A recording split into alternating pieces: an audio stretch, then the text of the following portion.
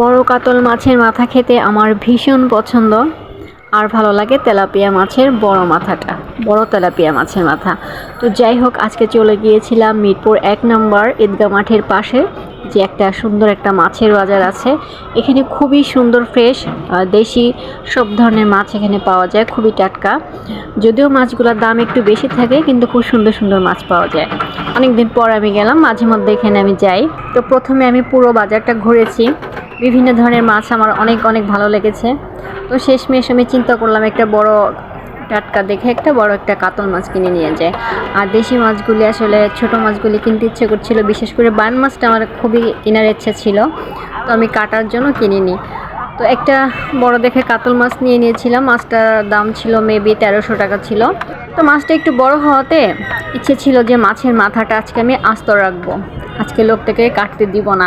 তো আমি ভিডিও করতে গিয়ে আমি আশপাশে যখন তাকাচ্ছিলাম, ক্যামেরাটা সরাই ফেলছি, লোকটা না মাছটা কেটে ফেলছে, মাথাটাও টুকরা করে ফেলছে। আমার খুবই খারাপ লাগছিল যে আমার শখটা পূরণ হলো না। তারপরও যাই হোক, দেখেন লোকটা কত সুন্দর করে মাছগুলি কাটছে। মাছটা আসলে অনেক বড় ছিল আর খুবই স্বাদের ছিল।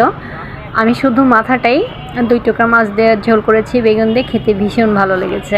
তো আপনারা যারা ঢাকা মিরপুর আশপাশে আছেন, ঈদগাহ মাঠের পাশে, এখানে যাবেন, খুবই ভালো ভালো মাছ পাওয়া যায়, অনেক ফ্রেশ মাছ পাওয়া যায়। আর লোকটা কত সুন্দর করে মাছগুলি কাটছে, খুব ইজিলি, দেখতে থাকুন।